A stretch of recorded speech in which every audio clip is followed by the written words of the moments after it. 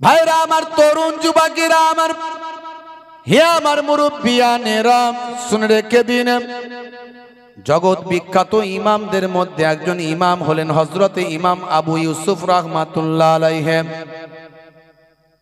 ভাইরা আমার, তরুণ যুবকেরা, হে আমার মুরব্বিয়ানেরা, হযরতে ইমাম আবু ইউসুফ রাহমাতুল্লাহ আলাইহি ভাই আমার, জগতের কয়েকজন ইমামদের মধ্যে তিনি একজন ইমাম। সেই হযরতে আবু ইউসুফ রাহমাতুল্লাহ আলাইহি খলিফা হারুন আর রশিদের সময়কার একজন বিখ্যাত ইমাম ছিলেন। বাবা বন্ধুরা আমার, তরুণ যুবকেরা আমার,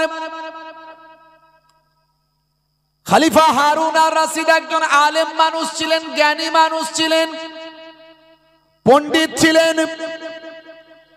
তার কাছে পাণ্ডিত্যের কদর ছিল। কিতাবের মধ্যে দেখতে পাওয়া যায়, ওয়াল্লাযিনা উতুল ইলমা দারাজাত, তোমাদের মধ্যে প্রকৃত আহলে ইলমরা হলো উচ্চ সম্মানের অধিকারী। আলেমদের কত সম্মান দেয়া হয়েছে, আল্লাহ দিয়েছেন, কোরআন দিয়েছে, হাদিস দিয়েছেন, নবী দিয়েছেন। ভালো করে বুঝবেন, আলেমদের সম্মান সবচেয়ে উপরে। কোন আলেম? যার মধ্যে আল্লাহর কোরআনের জ্ঞান আছে, নবীর হাদিসের জ্ঞান আছে। হে তরুণ যুবকেরা, তবে বা আমলওয়ালা আলেম হতে হবে। মুখে আমি যেটা বলছি নিজেই সেটা করি না, এমন আলেম আছে না নাই?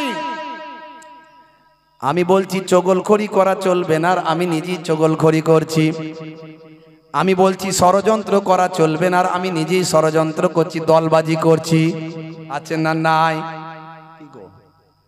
আমি বলছি বেনামাজি হওয়া চলবে না, আমি নিজেই নামাজ পড়ি না। বা আমল আলেমদের সম্মান ডাক্তারের উপরে, অ্যাডভোকেটের উপরে, সায়েন্টিস্টের উপরে দুনিয়ার মানুষ কি দিল সম্মান দেখার দরকার নেই। আল্লাহর কোরআন দিয়েছে, রাসূলের হাদিস দিয়েছে। হে তরুণ যুবকেরা, হে আমার মুরব্বিয়ানেরা, হযরতে ইমাম আবু ইউসুফ রাহমাতুল্লাহ আলাইহি সেই জামানার মস্ত বড় আলেম, মস্ত বড় তিনি একজন ইমাম ছিলেন, বাদশা ছিলেন, পণ্ডিত, জ্ঞানী মানুষ। তিনি আল্লাহর কোরআন, রাসূলের হাদিস অনুযায়ী আলেমদের সম্মান করতেন। বাদশা কি করলেন? হে তরুণ যুবকেরা, হে আমার বন্ধুরা, হে আমার মুরব্বিয়ানেরা, বাদশা দাওয়াত করলেন ইমাম আবু ইউসুফ রাহমাতুল্লাহ আলাইহিকে রাজ দরবারে। বাদশা হারুন আর রশিদ রাজ দরবারে দাওয়াত করেছেন, আপ্যায়ন করবেন, ভালো করে খানা পিনার ব্যবস্থা করেছেন। নিজে হাতে আপ্যায়ন করতে চান, নিজে হাতে ওয়েলকাম, স্বাগতম জানিয়ে নিয়ে এসেছেন। দূর থেকে ইস্তেকবাল করে সম্মান জানিয়ে নিয়ে এসেছেন। মনে রাখবেন, মান যারা আলেমান ফাকান্নামা যারানি, যে আলেমে হাক্কানির সঙ্গে মোলাকাত করল, নবী বলেন সে যেন আমি রাসূলের সঙ্গে মোলাকাত করল। মান সাফা আলেমান ফাকান্নামা সাফানি, যে আলেমে হাক্কানির সঙ্গে মুসাফা করল, সে যেন আমি রাসূলুল্লাহ দয়ার নবীর সঙ্গে মুসাফাটা করে গেল। মান জালাসা আলেমান ফাকান্নামা জালাসানি, যে আলেমে হাক্কানির মজলিসে গিয়ে বসলো, সে যেন আমি রাসূলুল্লাহ দয়ার নবী আমার মজলিসে এসে বসলো। জোরে হবে না? তবে আখেরি জামানার দুই ধরনের আলেম, একটা বা আমল আর একটা বে আমল, একটা আমলওয়ালা আর একটা আমল ছাড়া। মুখে ভালো ভালো কথা বলে, কোরআনের কথা, হাদিসের কথা, সুন্নতের কথা, নামাজের কথা।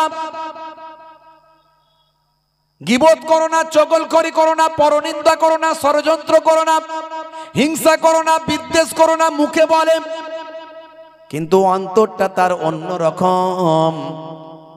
বন্ধুরা আমার, তরুণ যুবকেরা, 1450 বছর আগে নবী বলেছেন, আমি বলছি না, দয়ার নবী বলছেন এক ধরনের আলেম সমাজে হবে আখেরি জামানায়। ভালো করে বুঝবেন, এক ধরনের আলেম আখিরি জামানায় সমাজে হবে, তাদের অন্তরটা কেমন হবে? নবী বলেছেন কুলুবহুম কা কুলুবিজ জিয়াব, কুলুবহুম কা কুলুবিজ জিয়াব, তাদের অন্তরটা হবে নেকড়ে বাঘের মতো। আর কথাটা কেমন হবে? নবী বলছেন কালামুহুম কা কালামিল আম্বিয়া, কথাগুলো হবে নবীদের কথার মতো। কথাগুলো বলবে সুন্দর সুন্দর, কিন্তু অন্তরটা নেকড়ে বাঘের মতো। তাদের বক্তব্য, তাদের কথা, তাদের ভাই আমার চিন্তা ভাবনা থাকবে অন্যরকম, লোকে বুঝতে পারবে। ওয়াফিলুহুম কাফিলিল ফারাইনাত, কাজকর্মগুলো হবে ফেরাউনের কাজের মতো। আল্লাহর নবী বলেন এরা আমার উম্মত নয়, আর আমি নবীও এদের নবী নয়। কিন্তু আমার আল্লাহ আলেমদের অনেক সম্মান দিয়েছেন। ভাই আমার বাদশা হারুন আর রশিদ, তিনি ভাই আমার হযরত ইমাম আবু ইউসুফ রাহমাতুল্লাহ আলাইহিকে দাওয়াত করেছেন, নিজে ইস্তেকবাল করে নিয়ে গেছেন, ওয়েলকাম স্বাগতম জানিয়ে। হে তরুণ যুবকেরা, হে আমার বন্ধুরা, রাজ দরবারে নিয়ে গিয়ে সুন্দর আসন তৈরি করে দাস্তারখান বিছিয়ে দিয়ে নিজে হাতে বাদশা আলেমের সম্মান করছে, নিজে হাতে সম্মান করছে। বন্ধুরা আমার, তরুণ যুবকেরা, আলেমের ইজ্জত আল্লাহ কত দিয়েছে ভালো করে ভাবুন। একজন বাদশার মতো বাদশা, যার মধ্যে জ্ঞান আছে, এলেম আছে, সে আলেমদের সম্মান করবে, হাক্কানি আলেমদের। বাদশা হারুন আর রশিদ নিজে হাতে দস্তরখান বিছিয়ে দিয়েছেন। হুজুর আপনি বসুন, আপনাকে আমি নিজে হাতে আজকে মেহমানদারি করাবো। আপনি হলেন এত বড় জগৎ বিখ্যাত ইমাম, আল্লাহর আলেম বান্দা। হে তরুণ যুবকেরা, হে আমার বন্ধুরা, এমন সময় দেখতে পাওয়া যায় একটু ফালুদা নিয়ে এসেছেন, ফালুদা, পেস্তার তৈরি ফালুদা। এই ফালুদা নিয়ে এসে এক গ্লাস ফালুদা প্রথম দিয়েছে হুজুর খান। এটা হলো পেস্তার তৈরি ফালুদা, বড় সুস্বাদু খেতে। আপনার জন্য আমি নিজে হাতেই নিয়ে এসেছি, নিজে হাতেই বানিয়েছি, আপনার জন্য স্পেশাল বানানো হয়েছে, আমি নিজে হাতে আপনাকে খাওয়াতে চাই। হযরতে ইমাম আবু ইউসুফ রাহমাতুল্লাহ আলাইহি এ ফালুদার কথা শুনে ঝরঝর করে কাঁদতে লাগলেন, চোখ দিয়ে ঝরঝর করে পানি ঝরতে লাগলো। হযরতে আল্লাহর মাহবুব বান্দার চোখের পানি দেখে বাদশা হারুন আর রশিদ তিনি অবাক হয়ে গেলেন। হুজুর বেয়াদবি নেবেন না, আমার কথায় কি আপনার কোনো ব্যথা লেগেছে? আমার কথায় কি আপনি দুঃখ পেয়েছেন? কেন কাঁদছেন হুজুর, কেন কাঁদছেন একটু বলবেন। বলবেন হুজুর বেয়াদবি হয়ে গেলে ক্ষমা করবেন। আল্লাহর মাহবুব বান্দা বললেন, ও বাদশা জাহাপনা, বাদশা হারুন আর রশিদ, আপনার কথাতে আমার কোনো দুঃখ নাই। তাহলে কি ব্যাপার, কেন আপনি এমন কাঁদছেন? বলে আপনি যখন ফালুদার কথা বললেন, ফালুদা আমাকে খাওয়াতে চাইলেন, আমার একটা অতীতের কথা মনে পড়ে গেল। বলে কি কথা? এই অতীতের কথা মনে পড়ার সঙ্গে সঙ্গে আমি আর অশ্রু ধরে রাখতে পারলাম না, চোখ দিয়ে আমার অশ্রুটা ঝরঝর করে গড়াতে লাগলো। সেই সময় বাদশা বলেন, হুজুর অতীতের কি এমন ঘটনা মনে পড়ল যে আপনি আর অশ্রু ধরে রাখতে পারলেন না, একটু বলবেন। সেই সময় হযরতে হারুন আর রশিদ সামনে রেখে ভাই আমার ইমাম আবু ইউসুফ রাহমাতুল্লাহ আলাইহি চোখ ভরা পানি নিয়ে বলতে শুরু করলেন, বাদশা জাহাপনা শুনে রেখে দেন, কুফা নগরীতে একটা পরিবার ছিল, বড় গরিব পরিবার, poor family. His family is poor, গরিব ফ্যামিলি। বন্ধুরা আমার, তরুণ যুবকেরা আমার, হে আমার মুরব্বিয়ানিরা,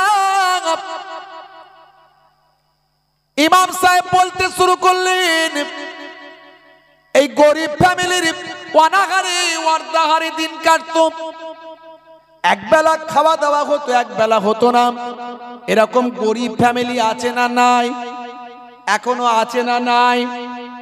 বন্ধুরা আমার, তরুণ যুবকেরা আমার, মুরব্বিয়ানেরা, শুনে রেখে দিন বাবা, জেনে রেখে দিন, সেই পরিবারের যদি কোনো সন্তান থাকে, বাপ মনে মনে চিন্তা করে আমাদের অনাহারে ওয়ার্দাহারে দিন কাটছে বটে, সন্তান যদি একটু বড় হয় তাকে আমি অন্তত কোনো কাজে টাকা পয়সা ইনকামের ধান্দায় লাগাবো, তার টাকা পয়সা কিছু হলে আমাদের সংসারের উপকার হবে। ভাবনা হয় কি হয় না? বলেন হয় কি হয় না? এই ভাবনা আসে না আসে? ছোট্ট ফ্যামিলিটার একটা সন্তান ছিল, সন্তানটার নাম হলো ইয়াকুব। হে তরুণ যুবকেরা, হে আমার বন্ধুরা, শুনে রেখে দিন বাবা, জেনে রেখে দেন, এই ইয়াকুব ছোট্ট বাবা, ছোট্ট বাচ্চা ছেলে, একদম ছোট্ট বাচ্চা ছেলে, একটুখানি বাচ্চা। বাবা মনে মনে চিন্তা করছে আমার সন্তান যদি বড় হয়, ওই সন্তানটাকে কাজে পাঠাবো, তার থেকে কিছু অর্থ যদি পাই অন্তত কিছু সংসারে উপকার লাগবে। এরকম ফ্যামিলি আছে আমাদের সমাজে এখনো অনেক। এই ফ্যামিলিগুলোর প্রতি আমাদের বিশেষ লক্ষ্য রাখা দরকার। আমরা জাকাত ঠিক মতো দিই না। জাকাত মানে আমরা মনে মনে করি 50টা লুঙ্গি আর 100টা শাড়ি দিলেই জাকাত হয়ে যাবে। আসলে জাকাতের উদ্দেশ্য এটা নয়। জাকাতের উদ্দেশ্য হলো গরিবি হাঁটাও, দেশ বাঁচাও। আপনার পরিবারের মধ্যে থেকে, আপনার রিলেটিভের মধ্যে থেকে যে দুস্থ অসহায়, তাকে এককালীন অর্থ দিয়ে এস্টাবলিশড করা, এর নাম হলো জাকাত। সমস্ত নবীদের জামানায় জাকাত ছিল, বুঝতে পারছেন? আমাদের নবীর জামানাতে খরচ খরচা বাদ দিয়ে লাভ্যাংশের উপর শতকরা 2.5 টাকা। অন্যান্য নবীর জামানাতে জাকাতের সিস্টেম ছিল, নামাজ ছিল, রোজা ছিল। কথায় কথা বেড়ে যায়। হে তরুণ যুবকেরা, হে আমার বন্ধুরা, হে আমার মুরব্বিয়ানেরা, এইরকম একটা পরিবার কুফা নগরীতে ছিল, কুফায়। সেই পরিবারের সন্তান হলো ইয়াকুব। বাচ্চা যখন একটু বড় হলো, সংসারে আয় ইনকাম বাড়ানোর জন্য বাচ্চাকে একটা ধোপার কাজে দিল। ধোপার কাজে বাপটা কি করতো? বাপটা হলো সুতা কাটার কাজ করতো, মা ঘরোয়া ছোটখাটো কাজগুলো করে দিন গুজরান করত, অনাহারে ওয়ার্তাহারে দিন কাটাতো। এমন সময় দেখতে পাওয়া যায় ছোট্ট বয়সে যখন একটু আমার কাজ করার উপযুক্ত হলো, সন্তান যখন 6 বছর 8 বছর হলো, সন্তানকে ধোপাখানায় দিয়ে দিল ধোপার কাজে। ধোপাখানার মালিককে বলল, বাবা আমার সন্তানটাকে দিয়ে গেলাম, বড় অভাবের সংসার বলে দিলাম, পড়ার বয়স, পড়া ছাড়িয়ে কাজেতে লাগালাম, কাজটা করাবেন কিন্তু কষ্ট বেশি দিও না, সন্তানকে আমার আদরের সন্তান, একমাত্র বাচ্চা আমার, তাকে কষ্ট তুমি বেশি দিও না। তবে মনে রেখো, যেটুকু পারো কাজ করবে, ওই কাজের পয়সা যেমন পারবে দেবে, মাসের শেষে পয়সাটা ওর হাতে দেবে, আমার অভাবের সংসারে একটু কাজে লাগবে। বন্ধুরা আমার, তরুণ যুবকেরা আমার, হে আমার মুরব্বিয়ানেরা, হে জওয়ান যুবকেরা, শুনে রেখে দিন বাবা। এমন সময় এই ঘটনা বলছেন হযরত ইমাম আবু ইউসুফ। কে বলছে ঘটনা? ইমাম আবু ইউসুফ ঘটনাটা বলছেন। কাকে বলছেন? বাদশা হারুন আর রশিদকে বলছেন ঘটনা। আল্লাহ গো তোমার দরবারে এই মোর মোনাজাত, ফেলো না তুমি এমন পরীক্ষাতে আমার। আল্লাহ গো তোমার দরবারে এই মোর মোনাজাত, ফেলো না তুমি এমন পরীক্ষাতে আমার। হে তরুণ যুবকেরা, বাদশা হারুন আর রশিদ চিন্তায় পড়ে গেলেন, একই পরীক্ষায় আমি পড়লাম, হুজুরের কান্নাটা বন্ধ করব কি করে? হুজুর তারপরে বলুন, কাঁদবেন না, তারপরে বলুন। হে জওয়ান যুবকেরা, ইমাম আবু ইউসুফ রাহমাতুল্লাহ আলাইহি ঘটনাটা বলতে শুরু করেছে। কুফা নগরীর ওই পরিবারের বাচ্চার ঘটনা। বাচ্চাকে ধোপাখানায় দেওয়া হলো, সে প্রতিদিন ধোপাখানায় কাজে যায়। মা তাকে সকালবেলা রেডি করে ধোপার কাজেতে পাঠিয়ে দেয়। কিন্তু এই বাচ্চাটির পড়াশোনার প্রতি ভীষণ আগ্রহ ছিল, শিক্ষার প্রতি বড় আগ্রহ ছিল। হে তরুণ যুবকেরা, রাস্তা দিয়ে যখন ধোপাখানার দিকে যাবে, রাস্তার ধারে এমন একটা বড় মাদ্রাসা দেখতে পাই, একটা বড় মাদ্রাসা রাস্তার ধারে দেখতে পাই। বন্ধুরা আমার, রাস্তায় যেতে যেতে মাদ্রাসার সামনে দাঁড়িয়ে গিয়ে একটু উঁকি মেরে দেখে কি হচ্ছে মাদ্রাসায়। দেখছে মাদ্রাসার বড় মাওলানা বাচ্চাদের আল্লাহর কোরআন মাজিদ শেখাচ্ছে। বাচ্চাটি সেখানে দাঁড়িয়ে গেল, মন তার সেই জায়গা থেকে আর যেতে চায় না, যেন মন চায় না যে এখান থেকে যায়, এখানে দাঁড়িয়ে থাকে, দাঁড়িয়ে দাঁড়িয়ে বাচ্চাদের পড়া শুনি। হযরত ইমাম ইউসুফ ঝরঝর করে কাঁদছেন, আবু ইউসুফ হুজুর। সেই সময় বলেন, হে বাদশা জাহাপানা শুনে রেখে দিন, ওই বাচ্চাটাকে মাদ্রাসার বড় মাওলানা দেখতে পেয়েছে। মাদ্রাসার বড় মাওলানা বলছে, ছেলে দাঁড়িয়ে আছো, ভিতরে এসো। তুমি কি আল্লাহর কোরআন শিখতে চাও? তুমি কি নবীর হাদিস জানতে চাও? তুমি কি কোরআনের তাফসীরটা পড়তে চাও? তুমি কি ফিকহর মাসলা মাসাইল नाजिल हुआ मदीने में फैल गया मक्का में, नाजिल हुआ मक्का में फैल गया अफगानिस्तान में, नाजिल हुआ मदीने में फैल गया पाकिस्तान में, नाजिल हुआ मक्का में फैल गया इराक में, नाजिल हुआ मदीने में फैल गया ईरान में, नाजिल हुआ मक्का में फैल गया फ्रांस में, नाजिल हुआ मदीने में फैल गया जर्मनी में, नाजिल हुआ मक्का में फैल गया हिंदुस्तान में, नाजिल हुआ मदीने में फैल गया सारा दुनिया में। जोरे हवे ना, जोरे हवे ना। যদি আগুন লেগে ধ্বংস হয়ে যায়, ধ্বংস হয়ে যায় পৃথিবীর সব বইয়ের দোকান, তবু বিশ্ব থেকে হারাবে না পবিত্র কোরআন। করবে কেমন করে কোরআন ধ্বংস আগুনের তেজ, করবে কেমন করে কোরআন ধ্বংস আগুনের তেজ।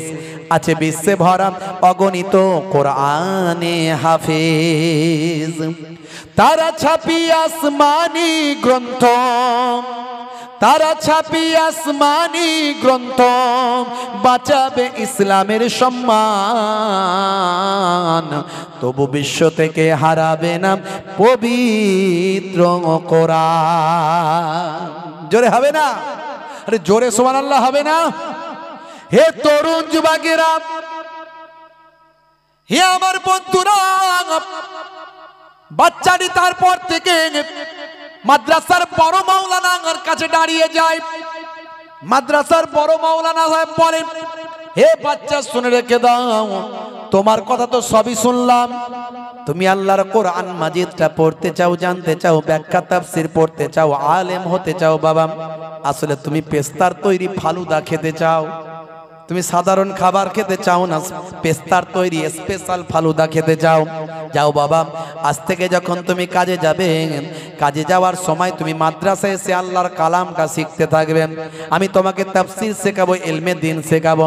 আর যদি কোনোদিন তোমার পিতা যদি সমস্যা হয়ে যায়, আমার কাছে আসবে, আমি যা বলার তাকে বুঝিয়ে বলে দেব। এইভাবে প্রত্যেক দিন চলতে থাকে। কয়েক মাস কেটে গেছে। মাঝে মাঝে জিজ্ঞাসা করে, কিরে তোর ধোপা চাচা পয়সা দেয়নি, মাস তো হয়ে গেছে। মাথা নিচু করে থাকে। কয়েক মাসে সে অনেকটা আল্লাহর জ্ঞান, দ্বীনের জ্ঞান অর্জন করেছে। কয়েক মাস পরে ভাই আমার ওই বাবা ইয়াকুবের আব্বা রাগান্বিত হয়ে ধোপার কাছে চলে যায়। হ্যাঁ ভাই, তোমার কাছে আমার গরিবের সংসার বাচ্চাটাকে পাঠিয়েছি, পড়া ছাড়িয়ে তোমার কাছে পাঠিয়েছি কিছু পয়সার জন্য, আমার সংসারের উপকারের জন্য, অথচ তুমি তাকে পয়সা দিলে না, শুধু বেকার বেকার এতটা দিন খাটালে। সেই সময় ধোপাওয়ালা ভাই বলছে, কি বলছো? তোমার ছেলেকে জিজ্ঞাসা করো, দুই একদিন আসার পরে সে আর কোনোদিন আমার কাছে কাজে আসে না। বাচ্চার কাছে যখন চোখ রাঙিয়ে বাপ জিজ্ঞাসা করলো, তখন বাচ্চা বলল, এই যতদিন পর দিন গেছে আমি আল্লাহর কিতাব, আল্লাহর কোরআন, রাসূলের হাদিসটা শেখার জন্য মাদ্রাসার বড় মাওলানার কাছে গিয়ে দিন শিখেছি। জোরে হবে না? জোরে হবে না? ইয়াকুবের আব্বা রাগান্বিত হয়ে মাদ্রাসার বড় মাওলানার কাছে গেল। হে তরুণ যুবকেরা, হে আমার বন্ধুরা, বড় মাওলানার কাছে গিয়ে সালাম কালাম। আল্লাহর আলেম বান্দাদের কেনা সম্মান করে, যারা হাক্কানি হয় কেনা রেসপেক্ট করে। হুজুর, একটা কথা বলার জন্য এলাম। কি বলছো বাবা? আমার সন্তান, আপনি তো সবই জানেন, গরিবের সংসার কাজেতে দিয়েছি, আপনি কাজটা না করিয়ে পড়ার মধ্যে রেখেছেন, আমার সংসারে অভাব চলছে। বলে বাবা, ইয়াকুবের আব্বা মাথা ঠান্ডা করো, তোমার সন্তান পেস্তার তৈরি ফালুদা খেতে চাই আর তুমি তাকে ধোপাখানায় কাজের জন্য পাঠাতে চাও, এটা কখনো হতে পারে না। তোমার সন্তান পেস্তার তৈরি ফালুদা খেতে চাই, আমি তার ব্যবস্থা করেছি। তোমার মাসে যে টাকাটা খরচা হয়, যেটা দিলে তোমার উপকারে লাগবে, সেটা তুমি আমার কাছ থেকে নিয়ে যাবে। সন্তানকে কখনো আমার কাছ থেকে ছাড়াবে না। তাকে যতদিন পর্যন্ত পেস্তার তৈরি ফালুদা না খেতে শিখবে, আমি ততদিন পর্যন্ত আল্লাহর দ্বীন তাকে শেখাতে থাকব। হে তরুণ যুবকেরা, এ কথা শুনে বাদশা ঝরঝর করে কাঁদে। ইমাম আবু ইউসুফ রাহমাতুল্লাহ আলাইহি বলতে বলতে কাঁদেন। সেই সময় ভাই আমার, দোস্ত আমার, বাদশা জাহাপানাকে বলতে লাগলেন, ও বাদশা জাহাপানা, কেন আমি কাঁদছি শুনুন। ওই যে কুফা নগরীর গরিব ফ্যামিলির বাচ্চা ইয়াকুব আর অন্য কেউ নয়, সেই ইয়াকুব হলো আমি, তো ইমাম আবু ইউসুফ। আর কুফা নগরীর ওই মাদ্রাসার বড় মাওলানা আর অন্য কেউ নন, বড় মাওলানা হলেন ইমামে আজম আবু হানিফা। জোরে হবে না? আরে জোরে হবে না? বাপজি আমার, এই মাদ্রাসায় আপনার সন্তানকে দিয়েছেন, কন্যাকে দিয়েছেন, পড়তে দিয়েছেন। মাদ্রাসায় যোগ্য যোগ্য আলেম আছে, মাশাআল্লাহ। আমার অত্যন্ত প্রিয় ভাই, প্রিয় মানুষ, মুফতি মাওলানা মোহতারাম হযরত ইসমাইল সাহেব, খুব যোগ্য বড় আলেম, আপনারা সেখানে দিয়েছেন। বাবজি আমার, ছেলেকে বাচ্চাকে দিনের তালিমের মধ্যে রাখুন, দুনিয়াতে কামিয়াবি পাবেন, আখিরাতেও কামিয়াবি পাবেন। মনকে দে যায়, প্রাণকে দে যায়, হৃদয়কে দে যায়। মনকে দে যায়, প্রাণকে দে যায়, হৃদয়কে দে যায়। আমার হুজুর চোখে পানি, কলিজা জ্বলে যায়। মনকে দে যায়, প্রাণকে দে যায়, হৃদয়কে দে যায়। কি কসুর আমার বলে দিন, চোখের অশ্রুটা মুছে নিন। হুজুর, চোখের অশ্রু মুছে নিন, কান্না বন্ধ করলেন, এটা আমার কসুর কি বলুন? হুজুর, চোখের অশ্রু মুছে নিন। ইমামে আজম আবু হানিফার এই ঘটনা, ইমাম আবু ইউসুফ রাহমাতুল্লাহ এই ঘটনা আল্লাহর দ্বীনকে কোন মর্যাদায় নিয়ে গেছে ভাই আমার। সেদিন তিনি যদি আল্লাহর কোরআন রাসূলের হাদিস না শিখতেন, পরবর্তীকালে ইমাম আবু ইউসুফ রাহমাতুল্লাহ আলাইহি হতে পারতেন না। বাদশা তাকে সম্মান করে ডেকে নিয়ে এসে খাওয়াতো না, তাই তিনি ঝরঝর করে কাঁদছেন যে আজকে সেই ফালুদার কথা যখন আপনি বললেন, সেদিনের সেই ফালুদার খাওয়ার কথা আমার মনে পড়ে গেল। জোরে বলুন সুবহানাল্লাহ। বাপজিরা আমার, এই মাদ্রাসার দিকে লক্ষ্য রাখবেন। আমি আপনাদের কাছে বিদায় নেব, যাওয়ার আগে একটুখানি শুধু বলবো যে আপনারা তো আজ থেকে ওয়াজ জালসা শুরু হলো, আগামী কালও চলবে। ফুরফুরা দরবার শরীফ থেকে আমার দুইজন মামাতো ভাই, মাশাআল্লাহ, আমার থেকে সব ছোট ভাই আমার, বুঝতে পারছেন, তারা হলো ছেলের ছেলে, আমি মেয়ের ছেলে, আবার আমি মায়াপুর পীরনগরী হুজুর কেবলার ছেলের ছেলে, বুঝতে পারছেন। দুই দরবারের মেহমান, মুসাফির হালাতে আহলে বায়াতের খানদানের চিটেফুটা রক্ত আমার শরীরে আছে। আমি অধম গুনাহগার আপনাদের খেদমতে এসেছি। আগামী কালও আপনারা ওয়াজ শুনবেন। আমার দুইজন পীরের আওলাদ, আমার মামাতো ভাইরা, মাশাআল্লাহ, ওয়াজ নাসিহাত করবেন। বসিরার আল্লামা হুজুরের দরবার থেকে হুজুরের আওলাদেরা আসবেন।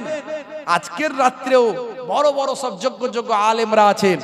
ভবানীপুর মাদ্রাসার যিনি প্রতিষ্ঠাতা জনাব হযরত মুহতারাম মুফতি মাওলানা ইয়াকুব আলী সাহেব, প্রবীণ আলেম, যোগ্য আলেম, 24 পরগনার জমিনে ভাই আমার বিখ্যাত আলেমদের মধ্যে একজন। মাওলানা মুফতি আপনার ইসমাইল সাহেব এই 24 পরগনার জমিনে বিখ্যাত আলেমদের মধ্যে ভাই আমার প্রথম সারির আলেম, বুঝতে পারছেন। তবে বসিরহাট আল্লামা হুজুর যে আলেম ছিলেন 24 পরগনার গর্ব, সেই আলেম এখনো পর্যন্ত ভাই আমার 24 পরগনার জমিনে জন্ম নেয়নি। আর আগামী 100 বছরে সেই বসিরহাট আল্লামা হুজুর সম্পর্কে আমার যতটুকু নলেজ আছে, আগামী 100 বছরে জন্ম নেবে না এই 24 পরগনার জমিনে। আমার বিশ্বাস বসিরহাট আল্লামা হুজুর যে কিতাব একবার চোখে দেখে নিতেন, তার চোখে যেন ক্যামেরার মতো তৈরি হয়ে যেত, সব মুখস্থ হয়ে যেত, বুঝতে পারছেন। যতদিন পর্যন্ত মাদ্রাসা আলিয়ায় পড়াশোনা করেছিলেন, বসিরহাট আল্লামা হুজুর 1 নম্বরে, তার উপরে আর কেউ নাই। তিনি বুঝতে পারলেন বাবা একজন আল্লাহর ওলি ধরতে হবে, একজন বড় আলেম ধরতে হবে। চলে গেলেন বাংলার বিখ্যাত আলেম, ভারতবর্ষের বিখ্যাত আলেম পীর মুজাদ্দুজ্জামান আবু বকর সিদ্দিক রহমাতুল্লাহ আলাইহির হাতে হাত দিয়ে দাস্তে বায়াত হয়ে গেলেন, মুরিদ হয়ে গেলেন। জোরে বলুন সুবহানাল্লাহ। বাপজি আমার, আল্লাহ করে 24 পরগনায় অনেক যোগ্য আলেম আছেন, যিনি আছেন সবাইকে আমি রেসপেক্ট করি, সম্মান করি। যে যে অ্যাঙ্গেল থেকে কাজ করছেন করুন, প্রত্যেকেই আমরা যেন আল্লাহকে সন্তুষ্ট করার জন্য করতে পারি, দ্বীনের পথে চলতে পারি, ইসলামের পথে চলতে পারি, একে অপরকে যেন কষ্ট না দিই, এগুলো আমাদের মাথায় রাখতে হবে। না হলে কোনো রকমে আমরা কামিয়াবি হতে পারবো না। ভাইরা আমার, সেই মাদ্রাসায় আল্লাহ করে যোগ্য আলেমরা এখানে আছেন। আমার অত্যন্ত প্রিয় ভাই, খুব বড় আলেম আমার পাশে এসে বসেছেন, এই মাদ্রাসার অনেক বড় দায়িত্বে আছেন। মুফতি সাহেব, মাওলানা সাহেব মাশাআল্লাহ এসেছেন। তো আমি ভাইয়েরা বলেছেন একটু সময় তো হাতে খুব কম, তো একটুখানি আমার হাতে যদি আপনারা বলতে চান। আমি তো এলেমের গুরুত্ব নিয়ে একটু বললাম, অনেক আলোচনা ছিল, তো এই এলেমের গুরুত্ব নিয়ে একটু বললাম। যদি সেই কোরআন মাজিদকে সাহায্য করেন, আল্লাহ দুনিয়া আখেরাতে আপনাকে সাহায্য করবে। কোরআন মাজিদে আল্লাহ বলেছেন মান জাআ বিল হাসানাতে ফালাহু আসরু আমসালিহা। বান্দা একটা হাসানা করবে, একটা ভালো কাজ করবে, 1 দেবে, আমি আল্লাহ তোমাকে 10 দেব, 10টা যাজা দেব। জোরে বলুন সুবহানাল্লাহ। তা আছেন বাপ একজন ভাই, 1001 টাকা 1 দিয়ে শুরু করছি। আল্লাহ হলেন এক, say he Allah is one, Allah is one whom all depend, he begets not is he begotten and none is like him. সে আল্লাহ হলেন এক, তাই 1 দিয়ে শুরু করছি। 1 হলো বেজোর, আল্লাহু বিতরুন ওয়া ইউহিব্বুল বিতরা, আল্লাহ বেজোর পছন্দ করেন। একজন আছেন 1001 টাকা। কত গরিব বাচ্চারা, আমার মায়েরা, মেয়েরা পড়াশোনা করে, নারী শিক্ষায় হয় সমাজ গঠিত, নারী শিক্ষা নাই বলে সমাজ পতিত। নারীগণ যদি শিক্ষিতা না হয়, কখনো মুসলিম জাতি জাগিবার নয়। একজন আছেন 1001 টাকা, পরে দেবেন, এখন দিতে হবে না, নামটা লেখাবেন। আপনাদের 2 খানদানের পীরের আওলাদ হিসাবে এসেছি, একটু বলতে পারেন বাপ 1001 টাকা মুসাফির হালাতে নামটা লেখা হবে, একটু ছোট্ট করে খাস দোয়া চাইবো। আছেন কেউ বলতে পারেন 1001 টাকা? কারবারি ভাই, ব্যবসায়ী ভাই, আজকের এই বড় মোতাবাররাক পবিত্র জায়গাতে এসেছেন, একটুখানি যা হ্যাঁ বাবা ছোট হুজুরের নাতি পীরনগরী হুজুরের পোতার হাতে মুসাফির হালাতে উনি আছেন, একটুখানি বলি 1001 টাকা। একজন বলতে পারেন, নামটা লেখাবেন আল্লাহর কোরআনকে সাহায্য করার জন্য। বন্ধুরা আমার, হাদিসে কুদসির মধ্যে এসেছে 1-এর বদলে 10, 1-এর বদলে 700, 1-এর বদলে বেহিসাব মালে মালামাল আল্লাহ করে দেবেন। আমার আল্লাহ চাইলে ক্যান্সার দিতে পারে, স্ট্রোক দিতে পারে, হার্ট অ্যাটাক দিতে পারে, প্যারালাইজ দিতে পারে। একজন আছেন 1001 টাকা, আমার বাপজি ওখানে হাত তুলেছেন। আমার সময় তো খুব কম, অনেক দূর যেতে হবে।